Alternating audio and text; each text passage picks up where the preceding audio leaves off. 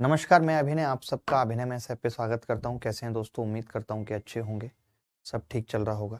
शुरू करते हैं आज की क्लास। और 2-3 बातें थी जो आज बतानी थी। आज हम काफ़ी सारी चीज़ें पढ़ेंगे, सीखेंगे, बहुत अच्छे-अच्छे सवाल करेंगे फटाफट से। जैसे आप देखते हैं कि जब 2 चीज़ों का मल्टीप्लिकेशन दिया हो x इंटू वाई, और कोई हमसे कहे कि हमने x को बढ़ा दिया, y को बढ़ा दिया, कोई ये कह रहा है कि हमने x को a% बढ़ा दिया, कोई कह रहा है कि हमने y को b% बढ़ा दिया, तो अब ए पर क्या इफेक्ट पड़ेगा? ए पर अब क्या इफेक्ट पड़ेगा? तो ए पर जो इफेक्ट पड़ता है वो होता है a plus B plus A B by 100। ये याद रखना है, ठीक है। ये सबको पता ही होगा कि जब 2 चीज़ों का मल्टीप्लिकेशन दिया हो और एक a% बढ़ रही है, घट रही है, दूसरी b% बढ़ रही है, घट रही है, तो ए पे क्या इफेक्ट पड़ेगा? आज की क्लास में हम इस पे भी काफ़ी सारे सवाल करेंगे, तरीके से भी करेंगे और इस फॉर्मूले से भी करेंगे, ठीक है। चलिए कुछ सवालों से शुरुआत करते हैं आज की क्लास की, और कुछ अच्छे सवाल करेंगे। छोटे छोटे सवाल करेंगे, कुछ बड़े सवाल करेंगे।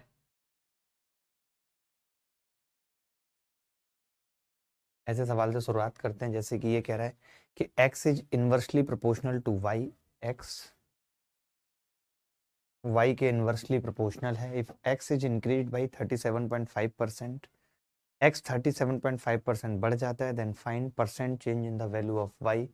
तो y में कितना परसेंट चेंज है ये बताना है, ठीक है। y में कितना परसेंट चेंज है ये बताना है। एक्स वाई के व्युत्क्रमानुपाती है, इस बात का मतलब क्या है मैं आपसे पूछना चाहता हूँ। ये कह रहा है कि एक्स इनवर्सली प्रोपोर्शनल है वाई के, यानी एक्स इंटू वाई बराबर कॉन्स्टेंट। ऐसे केस में क्या होता है? एक्स इंटू वाई बराबर कॉन्स्टेंट। अब जब एक्स और वाई कॉन्स्टेंट है तो आपको इतनी समझ होनी चाहिए कि जैसे अगर मैं इस एक्स को 2 ले रहा हूँ और वाई को 3, तो ये 2 और 3 है। अगर इसको 3 ले रहा हूँ और इसको 2 ले रहा हूँ, तो आप देख रहे हैं कि ये अगर 2 से 3 हो रहा है तो ये 3 से 2 होगा। यानी पहले वाले को अगर बढ़ाओगे तो दूसरा वाला कम करना पड़ेगा, तभी ऐसा होगा कि इन दोनों का मल्टीप्लिकेशन कांस्टेंट रहे। तो जब 2 चीजों का मल्टीप्लिकेशन कांस्टेंट होता है तो आपको ये बात लिखनी पड़ेगी, एक्स और वाई का मल्टीप्लिकेशन जब कांस्टेंट होता है तब हम ये कहते हैं कि एक्स एंड वाई के रेशियो इनवर्स होंगे, यानी उल्टे होंगे। इनवर्स होंगे यानी उल्टे होंगे, ठीक है। एक्स और वाई के रेशियो क्या होंगे? उल्टे होंगे, ठीक है। तो अब आप यहाँ पे देखेंगे बड़े ध्यान से देखेंगे कि x को 37.5% बढ़ाया जाता है। 37.5% का मतलब क्या है? 3/8 x को। अब अगर मैं x को बढ़ा रहा हूँ, x को मैं 3 से 8 कर रहा हूँ x को, तो मैं ये कह सकता हूँ कि y को 8 से 3 करना पड़ेगा। बोलो, करना पड़ेगा। इसका मतलब क्या है कि y को कितना कम करना पड़ रहा है? 5 कितने पे? 8 पे। y को कितना कम करना पड़ रहा है? 5 8 पे। 100 पे कितना करना पड़ेगा? 5/8/100 कितना आ जाएगा? गलत तो नहीं किया हमने सवाल? इन्होंने कहा है कि x को 37.5%, सॉरी मैंने गड़बड़ कर दी, x को 37.5% बढ़ाया जाता है, यानी 8 पे 3 बढ़ाया जाता है। 8 से 11 होता है x। 8 पे 3 बढ़ाया जाता है, 37.5% का मतलब 3/8। 8 पे 3 बढ़ाना यानी 11 करना, तो y कितना होगा? 11 से 8। y 11 से 8 है तो ये कितना बचेगा? 3। 3/11 गुणा 100। 3/11 गुणा 100, और 3/11 गुणा 100 कितना होगा? 27.27%। यही उत्तर है इस सवाल का। 27.27% उत्तर है इस सवाल का।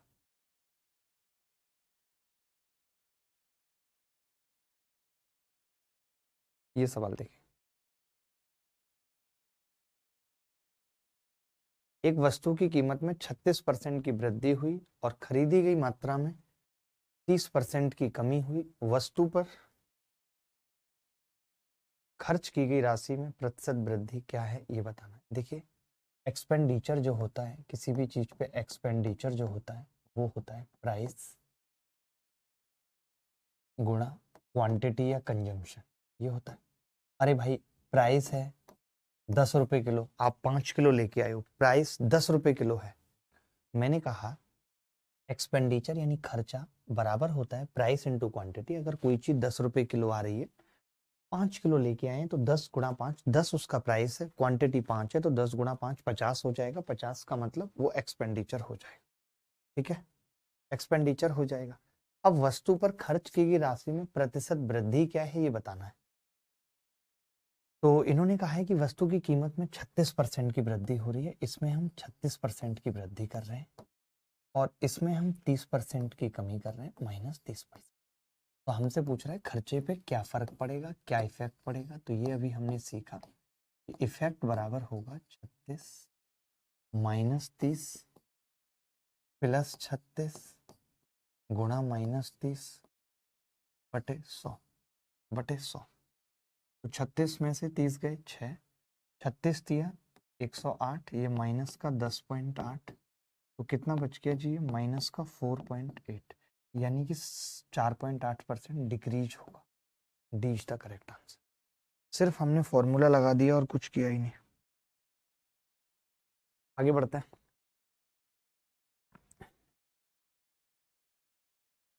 अगला सवाल एक और, ये कह रहा है एक चावल की कीमत में 25% की वृद्धि होती है, तो एक व्यक्ति चावल पर अपने खर्च में केवल 15% की वृद्धि करता है। खर्च के समान स्तर को बनाए रखने के लिए सक्षम होने के लिए उसे चावल की खपत में कितने प्रतिशत की कमी करनी चाहिए। तो लगा दीजिए, या तो फॉर्मूला लगा दीजिए, या इस सवाल को हम तरीके से भी बताएंगे, दोनों तरीके से करेंगे। पहले आप कोशिश करिए फॉर्मूला लगा के। देखिए, चावल की कीमत में 25% की वृद्धि होती है, तो एक व्यक्ति चावल पर अपने व्यय में केवल 15% की वृद्धि करता है। मैंने अभी आपको बताया था कि एक्सपेंडिचर बराबर क्या होता है, प्राइस इंटू कंजम्पशन। बात एक ही है, क्वांटिटी लिख लो कंजम्पशन लिख लो, कोई फर्क नहीं पड़ेगा। अब इन्होंने साफ साफ कहा है कि हम अपने खर्च को केवल 15% बढ़ाएंगे, 15% बराबर प्राइस कितना होगा 25%, प्राइस 25% होगा। ठीक है, प्लस बी +25 बी बटे 100। ठीक है, तो यहाँ से लेकर आएंगे -10 बराबर 5 बी बटे 4। यहाँ से बी का मान कितना आ गया, -8%। इसका मतलब है कि हमें खपत में माइनस मतलब कमी करनी पड़ेगी, कितनी, 8।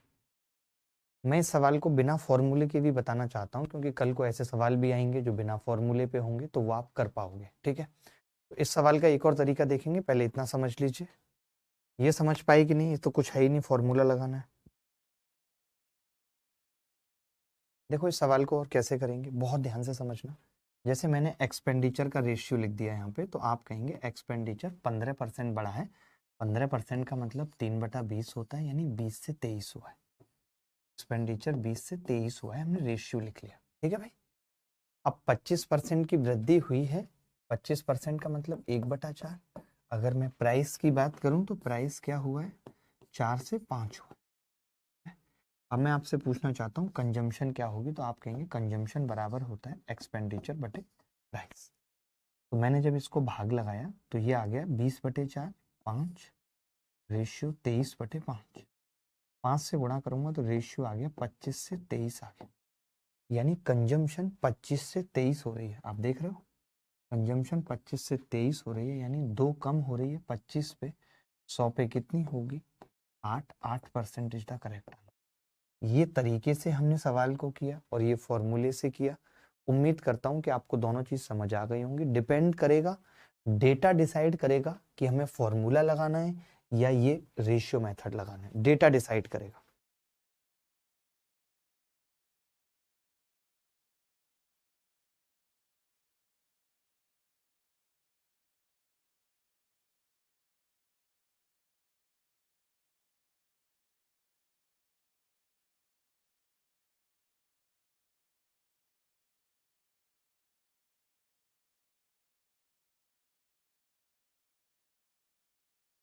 एक व्यक्ति के वेतन में 50% की वृद्धि हुई। 50% का वृद्धि होने का मतलब क्या है, देखो एक तो यही तरीका है कि 50 सक्सेसिव फॉर्मूला लगा लिया, 50 फिर -50 +50 गुणा -50 बटे 100।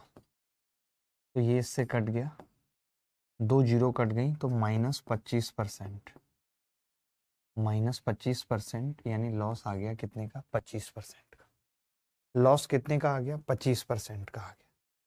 ठीक है, अब अगर मैं एक और बात करूं कि 50% का मतलब 1/2, 50% का मतलब 1/2, 50% की वृद्धि हुई यानी कितना हो गया? 2 से 3 हो गया, ये कह सकते हैं। दोबारा में 50% की कमी हुई यानी 2 से 1 रह गया, तो हम ये कह सकते थे कि टोटल 4 से 3 हो गया। और 4 से 3 होने का मतलब ये है कि 1/4, यही है ना? पहले 2 से 3 हुआ और बाद में हमारा उत्तर ठीक तो आ रहा है। 1/4 की कमी यानी 25% डिक्रीज है। बोलो भाई, दोनों तरीके सीख लो आप, फॉर्मूला भी सीख लो, नॉर्मली भी।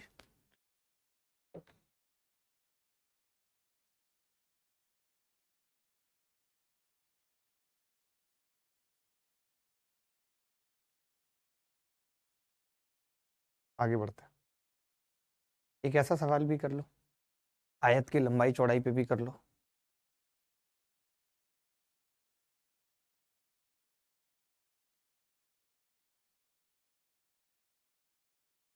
सवाल कह रहा है कि, ध्यान से समझना, सवाल कह रहा है एक आयत की लंबाई और चौड़ाई में 8% और 10% की कमी की गई है, 8% की बढ़ोतरी। हम ये जानते हैं कि एरिया बराबर होता है लंबाई गुणा चौड़ाई, यही होता है। अब लंबाई और चौड़ाई पे जो इफेक्ट पड़ेगा तो एरिया पे क्या इफेक्ट पड़ेगा आपको पता ही है, A plus B plus A B by 100। हमने एक को 8% बढ़ाया है तो +8, घटाया है तो -10, +8 गुणा -10/100, 0 से 0 कट गया, ये -2 और -0.8, यानी क्या आंसर आ गया? -2.8। तो -2.8 का मतलब डिक्रीज बाई 2.8%, डिक्रीज बाई 2.8%, बात खत्म हो गई। अब जैसे ये छोटे मोटे सवाल हैं कुछ एक, तो मैं चाहता हूँ कि ये होमवर्क में लिख लो, आपको करने हैं ये सब सवाल, एक ही कॉन्सेप्ट पे हैं, जैसे ही कॉन्सेप्ट बदलेगा तो मैं बताता हूँ और क्या सवाल होंगे।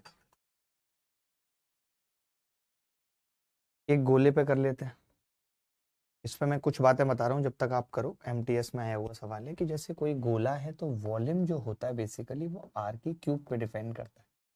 ठीक है, एरिया किसी भी तरीके का हो, चाहे सरफेस एरिया हो चाहे कुछ भी हो, वो आर स्क्वायर पे करता है। करके बताओ एक बार सवाल।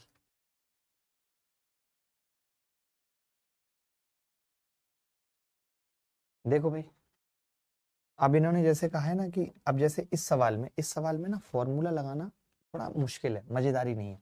तब हम क्या करेंगे, जैसे मुझे पता है कि ये 1/6 है, ये 1/6 है, तो किसी गोले की त्रिज्या में 1/6 की वृद्धि हुई है, यानी रेडियस कितनी हुई है? 6 से 7 हुई है। तो इन्होंने पृष्ठ क्षेत्रफल पूछा है यानी आर स्क्वायर पूछा है, तो आर स्क्वायर क्या होगा? 36 से 49 होगा। 36 से 49 होने का मतलब क्या है? 13 बढ़ गया 36 पे। अगर 36 पे 13 बढ़ रहा है तो 100 पे कितना बढ़ेगा?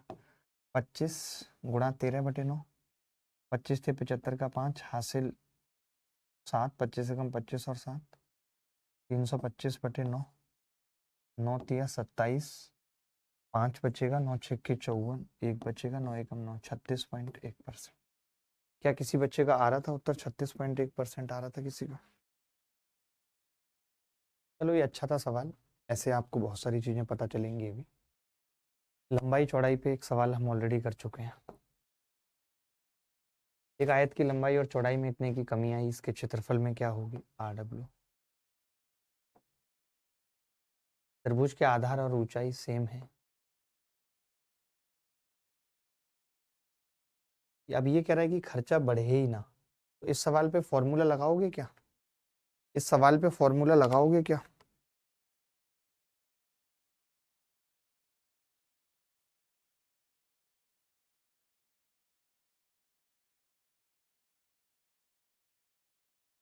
एक वस्तु की कीमत 26 से ही 2/3% वृद्धि हो जाती है, तो जैसे अभी हमने बात की थी कि एक्सपेंडिचर जो होता है वो प्राइस इनटू कंजम्पशन होता है। ठीक है, लेकिन अब अगर हम इसे कांस्टेंट कर रहे हैं, अब अगर हम इसे कांस्टेंट कर रहे हैं तो हमने आपको एक बात कही कि भाई अगर ये कांस्टेंट है तो इन दोनों के रेशियो आपस में उल्टे होंगे, रेशियो इनवर्स होंगे। अब 26 सही 2/3% का मतलब क्या है? 26 सही 2/3% का मतलब 20 चौक 80, 20 पंजे 100, 80/3% है तो इसको फ्रैक्शन में बना लेते हैं। 3 गुणा 100, 20 चौक 80, 4/15 आ गया है। ठीक है, 26 सही 2/3% की वैल्यू क्या हो गई? 4/15। तो मैं ये कह सकता हूँ कि इसने प्राइस में इतने की वृद्धि की है, यानी कि 15 पे 4 बढ़ाए प्राइस 19 हुआ है। यही हुआ।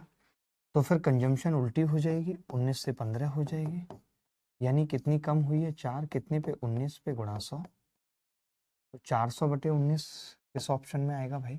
19 दूनी 38, इसमें तो कभी नहीं आएगा, इसमें तो कभी नहीं, इसमें नहीं, एक ही ऑप्शन है डी, एक ही ऑप्शन है डी।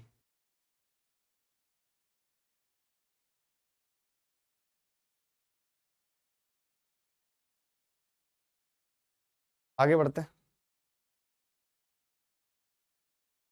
ये RW में लिख लीजिए, फॉर्मूले से भी कर सकते हैं और तरीके से भी। RW में, ये मैं RW में इसलिए दे रहा हूँ ताकि आपको सीट नहीं मिल पाती तो आपको पता रहे कि करना क्या है। ये भी सेम सवाल है, ये अलग है। अगले टाइप के सवाल पे चलते हैं। देखो भाई, जब कभी ऐसा सवाल आता है तो ऐसे सवाल को हम करते कैसे हैं, इसके भी दो तरीके हैं और सेम है जो अभी तक पढ़ा रहा हूँ। जैसे एक ही सवाल में दोनों तरीके सीखेंगे। ये क्या कह रहा है कि एक आदमी था, 272 रुपए लेकर रोज मार्केट जाया करता था, नमक लेने जाता था। एक दिन क्या हुआ, मोदी जी ने रात को कहा कि GST माफ हो जाएगा, तो फिर प्राइस कम हो गए और 15% प्राइस कम हो गए। तो दुकानदार उसको पैसे वापस करने लगा। वो बोला मेरे को पैसे नहीं चाहिए, मेरे को नमक दे दो, किसी की आंखों में झोंकना है। तो उसने, दुकानदार ने क्या किया, 2 किलो नमक ज्यादा दे दिया। अब जब दुकानदार ने 2 किलो नमक ज्यादा दे दिया, क्यों ज्यादा दे दिया? क्योंकि जितने वो पैसे वापस कर रहा था उसने वो पैसे लेने से मना कर दिया, तो बात खत्म हो गई। देखो, तो मैं ये कह सकता हूँ कि दुकानदार ने उसको कितने पैसे देने के लिए बोला होगा। तो इससे जो मैं भी तरीका बता रहा हूँ, इससे करंट प्राइस हम एक लाइन में निकाल सकते हैं। कैसे? वो 272 रुपये लेकर गया, दुकानदार ने कहा कि जी 15% कम हो गया, ये लो 15/100 रुपये पकड़ो। ठीक है, 15/100 रुपये पकड़ो। उसने पकड़े नहीं तो उसने 2 किलो नमक कम कर दिया, 2 kg। यानी मैं ये कह सकता हूँ कि जो 272 का 15% है आज की डेट में, वो 15% यानी कि 3/20 2 kg के बराबर है।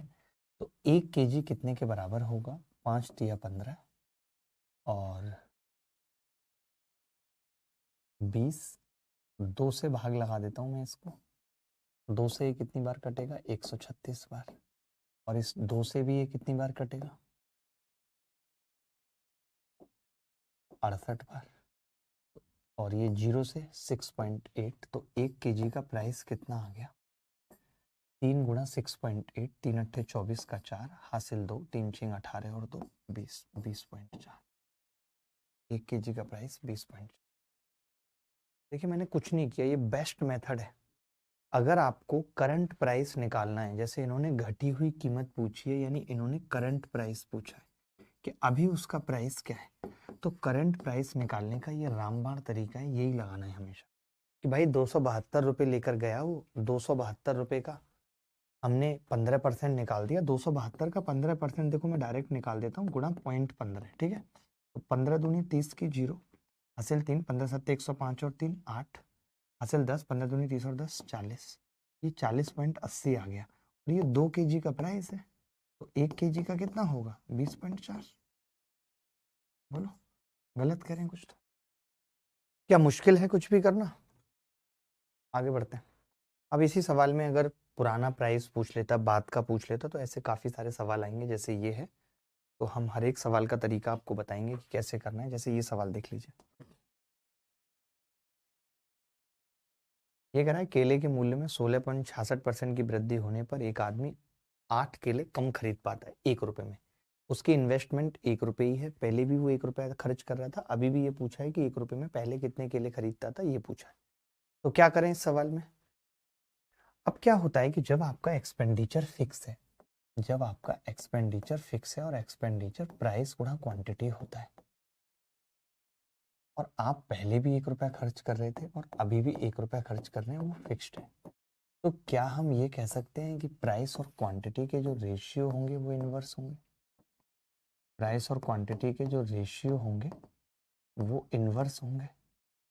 क्या हम कह सकते हैं कि प्राइस और क्वांटिटी के रेशियो इनवर्स होंगे? ठीक है, होंगे। अब आपने कहा कि जी प्राइस की स्थिति क्या है?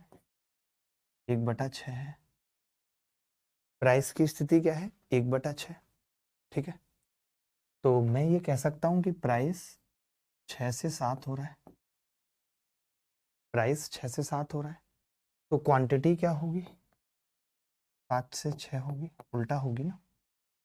इसका मतलब मैं ये कह सकता हूँ कि पहले अगर 7 केले आते थे तो अब 6 आते हैं, यानी 1 कम आता है। अब सवाल में यही 1 कम की वैल्यू 8 दे रखी है। 1 की वैल्यू 8 है तो 7 की कितनी होगी? ये उत्तर है, यही उत्तर है। देखो भाई, दोबारा से समझ लो। हमने कहा ये आदमी पहले भी 1 रुपया खर्च कर रहा था, अभी भी 1 रुपया खर्च कर रहा है। एक्सपेंडिचर बराबर प्राइस इंटू क्वांटिटी होता है। अगर कोई चीज फिक्स है, उन दो चीजों का मल्टीप्लीकेशन जो है वो फिक्स है, तो उनके रेशियो उल्टे होंगे। अगर प्राइस 6 से 7 हो रहा है, 1/6, 6 पे 1 बढ़ रहा है, तो क्वांटिटी 7 से 6 होगी। यानी पहले 1 रुपये में 7 आते थे, अब 1 में 6 आते। लेकिन ऐसा नहीं है, हमारे हिसाब से 1 कम आ रहा है। सवाल में कह रहा है 8 कम आते थे, 1 की वैल्यू 8 है, 7 की कितनी होगी? 56। बात खत्म। ये सवाल देखेंगे, वस्तु का इनिशियल मूल्य पूछा है। अब क्या करेंगे?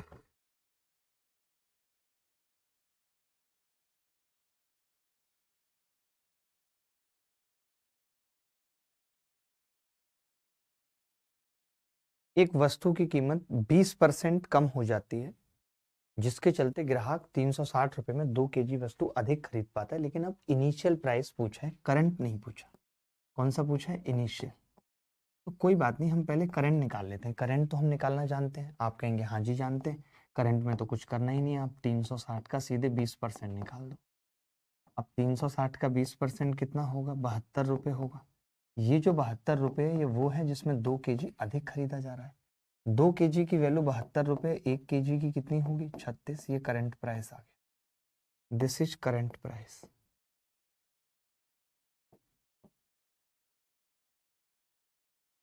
ठीक है, ये क्या आ गया? करंट प्राइस आ गया। कह सकते हैं इसको करंट प्राइस।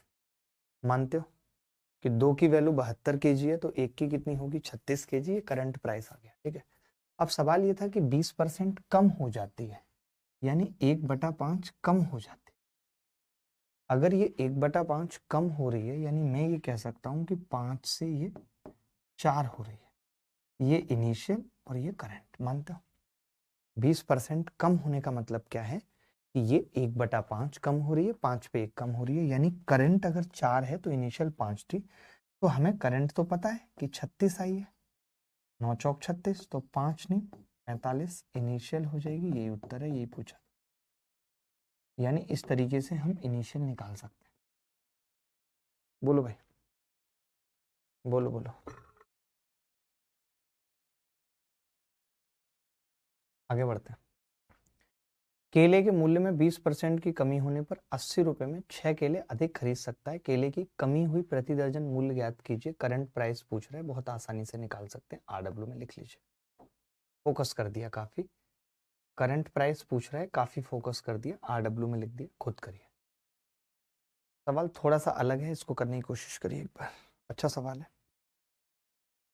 जब चीनी के मूल्य में 53% की वृद्धि हुई तो एक परिवार ने इसकी मासिक खपत को इतना कम कर दिया कि अब चीनी पर होने वाला खर्चा पहले की तुलना में केवल 19% अधिक है।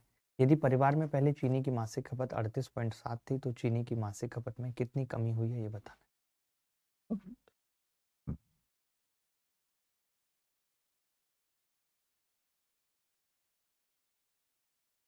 करिए कोशिश निकालने की। फॉर्मूले से निकालिए, तरीके से निकालिए। मैं दोनों तरीके से बताऊंगा, जैसे ठीक लगेगा वैसे कर लेंगे।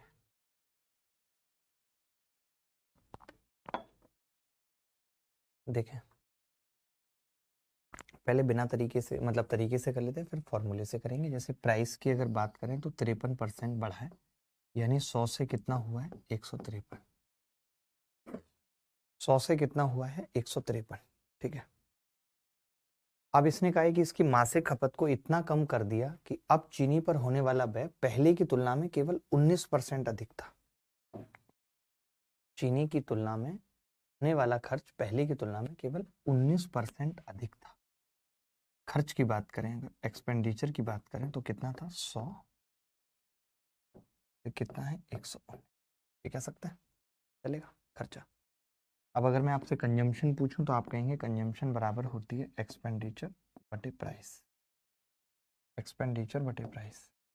तो भाग लगा दिया एक, इसका भाग लगाऊंगा तो 17 निम्मा 153, 17 सत्ते 119, ये आ गई जी 7 से 9, कंजम्पशन 7 से 9 आ गई। यानी हम ये कह सकते हैं कि पहले परिवार की खपत 7 थी तो अब 2 बढ़ चुकी है, 9 हो चुकी है, और इस 7 की वैल्यू सवाल में 38.7 है। 7 पंजे 35, 38.7 है ना। चीनी में पहले मासिक खपत इतनी थी तो अब कितनी कमी हुई है, उल्टा कैसे है ये, मूल्य में वृद्धि हुई, ओ सॉरी उल्टा कर दिया हमने, कैसे उल्टा कर दिया, ये 119 बटे ई बटे ये है ना, तो 7 बटे 9 हो गए, 7 बटे 9, यानी रेशियो आ गया 9:7। गड़बड़ हो गई थी, आप समझ भी गए होंगे क्या गलती है, 9:7, यानी हम ये कह सकते हैं पहले 9 थी तो फिर 7 हो गई। 9 की वैल्यू सवाल में 38.7 है, 9 चौक 36, 9 तिया 27, तो कितने की कमी हुई है, 2 की, 2 की वैल्यू बतानी है, गुणा 4.3 बराबर 8.6, 8.6 यही उत्तर है। 8.6 is the answer, correct answer.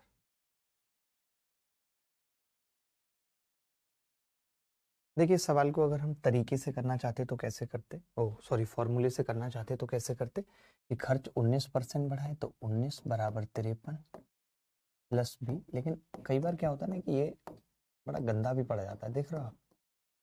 अब 53 को 19 से घटाया कितना बचेगा, 13 घटाया, फिर 6 माइनस का 34 आ गया, बराबर 153 बी बटे 100, तो बी यहाँ से कितना आ गया भाई, 17 दूनी 34, 17 निम्मा 153, 200 बटे 9, 200 बटे 9 आ गया, ये आ गया, यानी 2 बटे 9 आ गया, 9 पे 2 कम हो रहा है तो 7 हो रहा है। इस 9 की वैल्यू दे रखी थी 38.7, 2 की वैल्यू पूछी थी। बात एक ही है, चाहे फॉर्मूले से कर लो चाहे तरीके से, जो आपको ठीक लगता है। आगे बढ़ते हैं।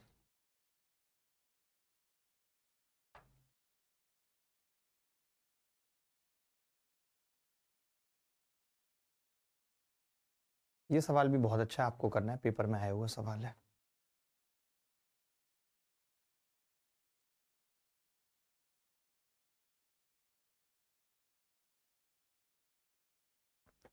चावल की कीमत में 35% की गिरावट आती है, ज्ञात करें उतने ही रुपए में चावल की कितनी अतिरिक्त मात्रा खरीदी जा सकती है जो पहले 104 किलो चावल खरीदने के लिए पर्याप्त था।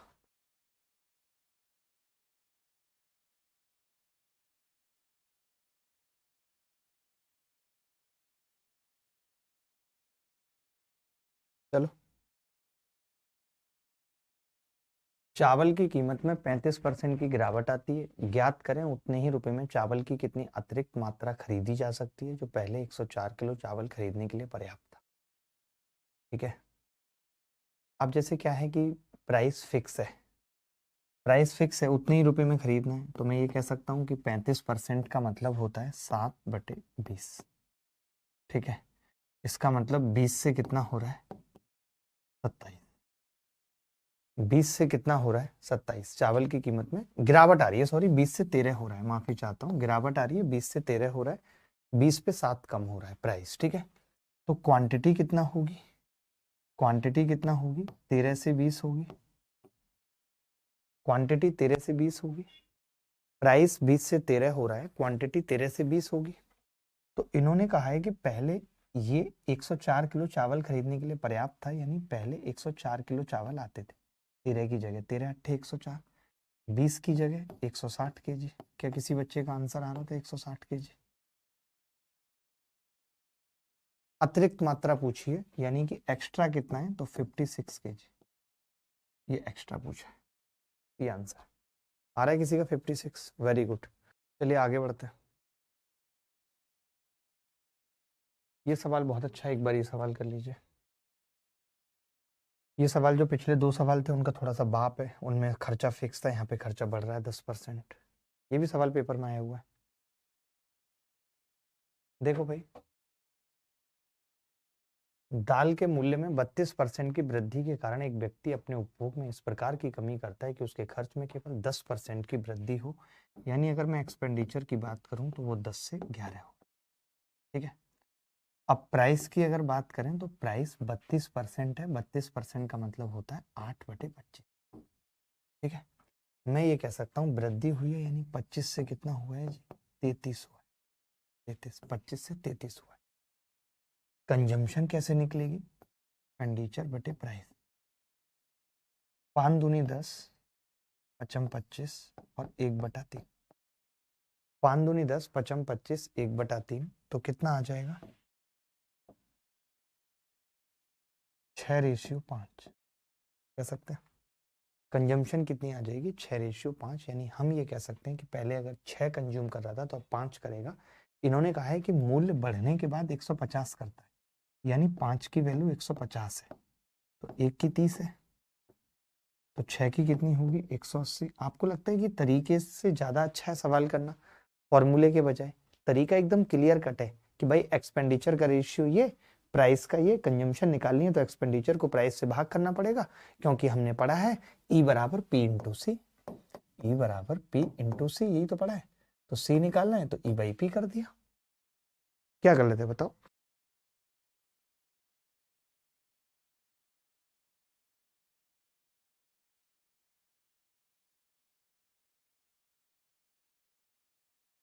आगे बढ़ते हैं। सेम सवाल है, कर चुके हैं पीछे भी, सेम सवाल कर चुके हैं पीछे।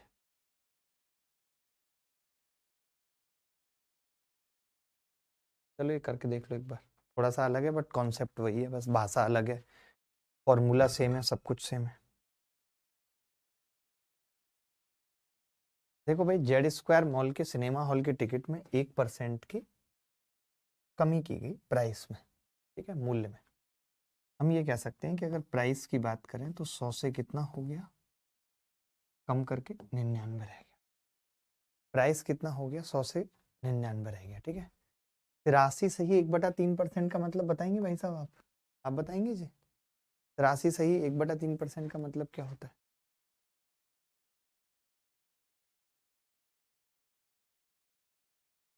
देखो, जब कभी ऐसी बात आती है तो हम तोड़ लेते हैं। 80% को एक साथ लिख लो, 80% का मतलब 4/5। ठीक है, और 3 से 1/3 कितना, 3×3 10/3, यानी 1/30। तो 30 एलसीएम आ गया, 5×3 = 24, प्लस 1 25/30, यानी 5/6। वैसे ये 16 2/3 होता है ना, उसका 5 गुना है। जैसे 16 2/3 कितना होता है, 1/6। जब आप इसका 5 गुना करते हो तो 83 1/3% बराबर 5/6। 5/6। ठीक है, तो हमने यहाँ पे क्या कहा कि अगर प्राइस में इतना हुआ है और सीटों की संख्या यानी कि नंबर, उसमें कितने की बढ़ोतरी हुई है, 5/6, 6 पे 5 की, यानी 11 हो गया। तो अब मैं आपसे जानना चाहता हूँ, नहीं रेवेन्यू है, सॉरी, ये हमने ध्यान नहीं दिया, ऊपर लिखा होगा रेवेन्यू, रेव है। और रेवेन्यू होगा क्या, आप बताइए मुझे? तो आप कहेंगे रेवेन्यू होगा नंबर ऑफ सीट्स इनटू उनका प्राइस, यही होगा। तो अगर मैं यहाँ सीट्स की बात करूँ, नंबर की बात करूँ, तो आप कहेंगे रेवेन्यू को आप भाग कर दीजिए प्राइस से। तो 6/100, और ये 1/9, तो ये आ जाएगा 11/99, और ये 3/50। गुणा करूँ तो ये 27 से 50 आ गया, यानी जो सीटों का नंबर है वो 27 से 50 हो रहा है। 27 से 50 हो रहा है। वर्तमान में सीटों की संख्या 350 है, यानी कि 50 की वैल्यू 350 है। एक की कितनी है, 7।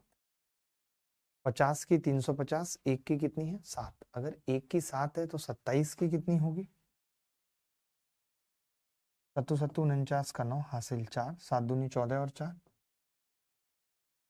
189। उत्तर गलत आ रहा है भाई, सबका गलत आ रहा है, हमारा ही गलत आ रहा है। ज्ञात कीजिए कितनी सीटें बढ़ाई गई, सॉरी 23 की वैल्यू पूछिए, बढ़ाई गई।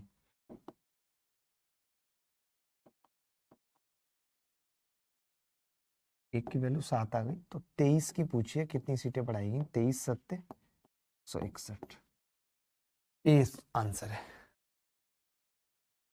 ये आंसर है जी। कोई डाउट किसी को? एनी बॉडी एल्स, कोई बॉडी ऐसी हो जिसको डाउट हो?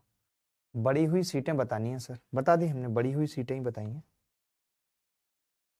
मजा आ रहा है, ये सब समझ आ रहा है। मैं ज्यादा सवाल इसीलिए कराता हूँ इस बैच में, ताकि आपको चीजें समझ में आए और आपको रट जाएं कि आप आगे भी ऐसे सवाल कर पाए। देखो ऐसे सवाल में भी क्या है कि बहुत सारे तरीके होते हैं ऐसे सवाल को करने के, और मैं अलग अलग तरीके बता रहा हूँ, बट मेरा ऐसा मानना है कि ऐसे सवालों को करने के लिए एलिगेशन द बेस्ट मेथड है। ठीक है, एलिगेशन द बेस्ट मेथड है। देखते हैं, इन्होंने कहा है कि एक आदमी अपनी आय का 75% खर्च करता है। 75% का मतलब ये 3/4, यानी मैं ये कह सकता हूँ कि अगर एक आदमी की आय 4 है, एक आदमी की आय 4 है, तो वो एक्सपेंडिचर 3 करता है।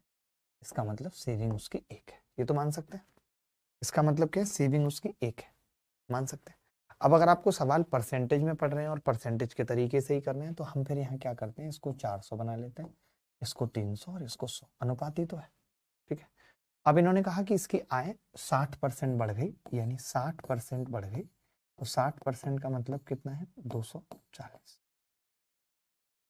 240 बढ़ गई, 60% बढ़ गई। ठीक है, उसका खर्चा 70% बढ़ गया, एक्सपेंडिचर कितना बढ़ गया, 70%। 70 × 210, 210 बढ़ गया एक्सपेंडिचर। अब आप बताइए, अगर एक आदमी की आय 240 बढ़ी है, 210 खर्चा बढ़ा लिया, यानी अभी भी 30 रुपए तो एक्स्ट्रा बची रहे जो ये सेव कर पाएगा। तो पहले इसकी सेविंग 100 थी, अब 30 और बढ़ा रहा है, यानी कि 30% सेविंग बढ़ गई। एक तरीका तो ये है कि 30% क्या हो गया, सेविंग बढ़ गई। अब अगर हम इस सवाल में एलिगेशन लगाना चाहें, एलिगेशन अगर इस सवाल में लगाना चाहें, उत्सव यादव हमारे साथ जुड़े हुए हैं, उत्सव बहुत ही नेक बच्चे हैं। तो देखिए एलिगेशन लगता कब है, जब हम दो चीजों को जोड़ते हैं, यानी एक्सपेंडिचर और सेविंग, जिनका रेशियो है 3:1। अगर हमने इनको जोड़ा तो आपको पता है बीच में इनकम आएगी, और इनकम को हमने 60% बढ़ाया। इनकम 60% बढ़ी है, खर्चा 70% बढ़ा है, सेविंग पूछ रहा है, तो कैसे निकलता है देखिए। आप क्या करेंगे, 70 में से 60 गया 10, आपको मालूम है ऊपर 3:1 का रेशियो है, तो यहाँ 10 है, तो यहाँ कितना होगा 30। अब आपको पता है इसमें से ये घटाया है, तो अब इसमें से ये घटे और ये 30 आ जाए, तो यहाँ पे क्या होगा, 30%। ये उत्तर, एक ये तरीका है। एक और होता है लाइन मेथड, जो अगले पेज पे बताऊंगा।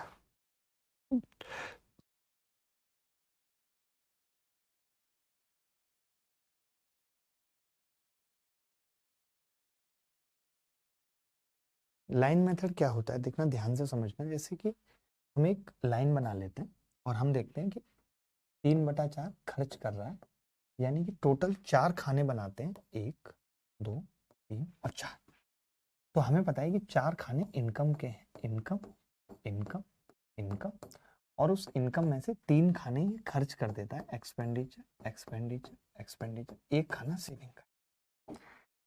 आपने देखा कि ये इनकम 60% बढ़ी,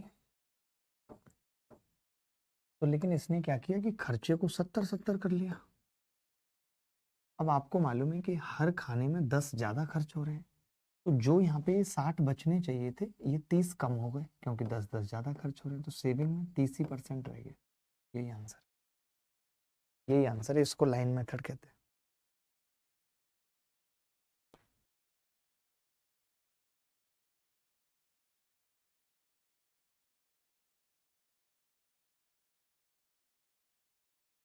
देखना भाई ये सवाल और एक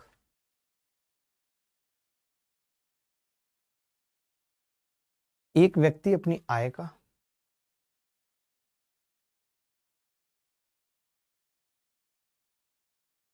एक व्यक्ति अपनी आय का 87.5% खर्च करता है, उसकी आय 59% बढ़ जाती है, उसका खर्च 67% बढ़ जाता है।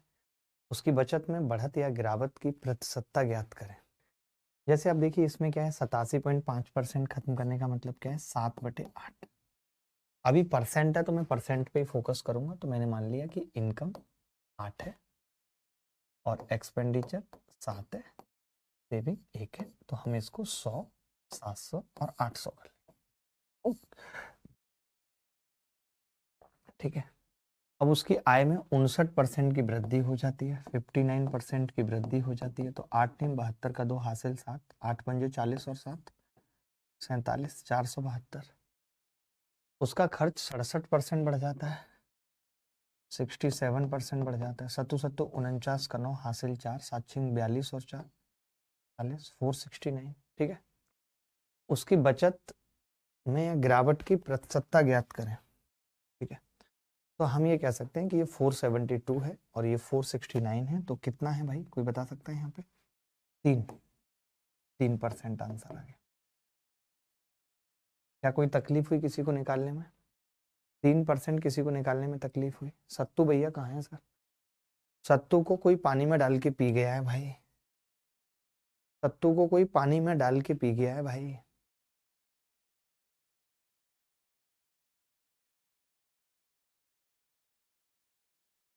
हम एलिगेशन से भी कर सकते हैं इससे इस सवाल को, बट हमने नहीं किया क्योंकि अभी परसेंटेज पढ़ रहे हैं। तो ऐसे कुछ एक सवाल होमवर्क में भी मैं देना चाहूंगा। ये एक सवाल है, ये भी अच्छा सवाल है, इसको कर लीजिए। परसेंटेज से ही करेंगे अभी क्योंकि परसेंटेज पढ़ रहे हैं। एलिगेशन में सवाल दोबारा आएंगे, उस वक्त सिर्फ एलिगेशन से करेंगे।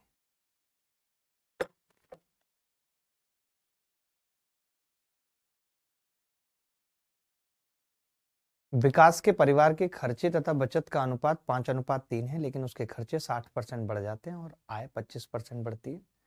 तो देखिए बड़ा प्यार से हमने क्या किया, 500 और 300 मान लिया। इन्होंने तो दिया हुआ है ना इस प्रकार बचत में।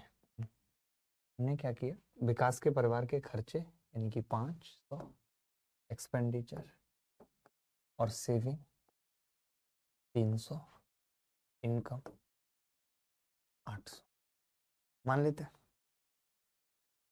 ठीक है। 500, 300 और 800, ठीक है। अब इन्होंने कहा है कि उनके खर्चे 60% बढ़ जाते हैं, यानी कि 6 पंजे 300। 60% का मतलब खर्चे 300 बढ़ जाते हैं, ठीक है। और आय 25% बढ़ती है, 25 अट्ठे 200। आय 25% बढ़ती है, 200 बढ़ जाती है आय। इस प्रकार बचत में, तो आप मुझे बता सकते हैं कि बचत कितनी हो जाएगी? ये 300 और ये 200, यानी बचत अब 100 है। 100। भाई वो 200 बढ़ी, खर्चा 300 बढ़ गया, तो बचत 100 कम हो गई, 100 कम हो गई बचत। हो गई या नहीं? हो गई या नहीं, मैं आपसे पूछ रहा हूँ। नई इनकम कितनी है? तो आप कहेंगे नई इनकम 1000 है, 1000 है। तो इन्होंने सवाल में पता है क्या कहा है? इन्होंने कहा है कि जो 100 कम हुई है बचत, इसकी वैल्यू 3500 है। 100 की 3500 है, एक जीरो चुपका दूं तो ये 35,000 आ जाएगी। क्या इस सवाल में करने के लिए कोई एक्स्ट्रा एफर्ट लगाना पड़ा? मैं पूछता हूँ, क्या इस सवाल को करने के लिए कोई एक्स्ट्रा एफर्ट लगाना पड़ा? एलिगेशन से बता दो सर। आय हाय यार, हर चीज से चाहिए इनको तो। एलिगेशन से बता दो मत सर, एलिगेशन से बता दो। 5 और 3 एलिगेशन में पता है क्या है, वो मजा आएगा नहीं, बट आप कह रहे हो मैं बता देता हूँ। अब इन्होंने कहा खर्चे 60% बढ़े, आय 25% बढ़े, सेविंग कितनी बढ़ेगी? 60 से 25 35, 35 ही होगा ना। खर्चे 5 और 3 थे, खर्चे 60 बढ़ गए, आय 25 बढ़ी, बचत में कमी हो गई। पॉइंटों में आएगा जी इसका उत्तर तो, कोई बात ना जी। 3 की वैल्यू 35 है, 5 की कितनी होगी? 35 पंजे 175 बटे 3, तो ये 100 बटे 3 आ गई। इनकम में 100 बटे 3 की कमी हो गई, माइनस में आ जाएगी 100 बटे 3 की कमी। अब 100 बटे 3% की वैल्यू 3500 है, तो 100% कितनी हो गई? बहुत गंदा हो गया, 10,500। अब आपको ये भी समझना पड़ेगा कि जो 10,500 सेविंग आ गई ओरिजिनल, तो यहाँ से 3 की वैल्यू आ जाएगी, फिर 5 की निकालेंगे, फिर दोनों को जोड़ेंगे 8 की, फिर उसको बढ़ाएंगे भी 25% से। तो मैं ये कहना चाहता हूँ कि ये वाला तरीका एलिगेशन यहाँ पे सही नहीं बैठता, इसीलिए हम परसेंटेज से चल रहे हैं।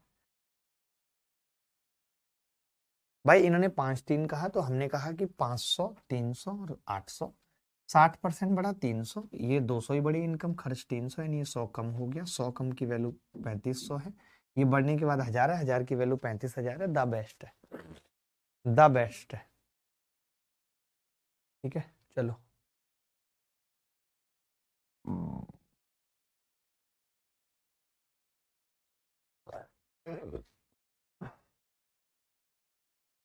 ये सवाल देख लीजिए, बड़े खतरनाक खतरनाक सवाल आए हैं। अब एक आध दो तो ऐसे होमवर्क में दे दूं, हर साल आए हैं इस पे सवाल, ऐसा कोई साल बचा नहीं है जिस साल इस पे सवाल ना आए हों। देखो आप, एसएससी फेज में भी आया इस पे सवाल, आरडब्ल्यू। एक व्यक्ति का मासिक व्यय उसकी बचत से इतना अधिक है यदि उसकी मासिक आय में 44%। ये कर लो, सीजीएल मेंस में आया है, तो मैं चाहता हूँ एक मेंस का सवाल करेंगे, आपको अच्छा लगेगा, कर लीजिए इसको।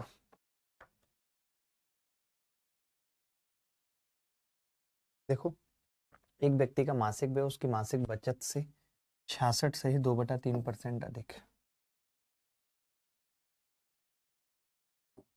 2/3, ठीक है। मैंने यहाँ लिखा एक्सपेंडिचर, मैंने यहाँ लिखा मासिक व्यय उसकी मासिक बचत से यानी सेविंग से 2/3 अधिक है, यानी कि ये 3 है तो ये 5 है, और ये इनकम है। ठीक है, एक्सपेंडिचर सेविंग 5 3 और ये 8। ठीक है, 5 3 और 8 अधिक है यदि उसकी मासिक आय में 44% की वृद्धि होती है। 0 0 लगा लेते हैं, परसेंटेज का सवाल है, आसान रहता है। इसमें 44% की वृद्धि होती है, 8 चौक 32 का 2 हासिल 3 35, 352 की वृद्धि हो गई इनकम में। उसके मासिक व्यय में 60% की वृद्धि होती है, 6 पंजे 300। तो आप ये देख सकते हैं कि अगर ये 300 है और ये 352 है, इसका मतलब सेविंग भी 52 बढ़ी है। सवाल में लिख रहा है कि उसकी मासिक बचत 1040 बढ़ी है, यानी 52 की वैल्यू 1040 है। 1 की 20 हो गई, 1 की 20 हो गई, तो आरंभिक व्यय कितना है ये बताना है। आरंभिक व्यय कितना है, सिर्फ 500 की वैल्यू बतानी है हमें, कितनी होगी। 1 की 20 है तो 500 की कितनी होगी, 10,000। यही उत्तर है, यही उत्तर है। ये सवाल भी मेंस में आया है और बड़ा आसान है, तो इसको भी घर से करिएगा, क्योंकि ये भी सेम सवाल है जैसा मैंने अभी बताया। ये भी सेम सवाल है, मेंस में आप देख रहे हो एक ही टाइप के 3 सवाल मेंस में आए, एक ही टाइप के इस साल में, और प्री में भी आप देख रहे हो कितने आए। मैं चाहता हूँ कि सारे सवाल आप करें, चाहे एलिगेशन से करें चाहे किसी और मेथड से करें। तो यहाँ तक सबको क्लियर है या नहीं? ऐसा कोई बच्चा है जो यहाँ तक जिसको क्लियर ना हो?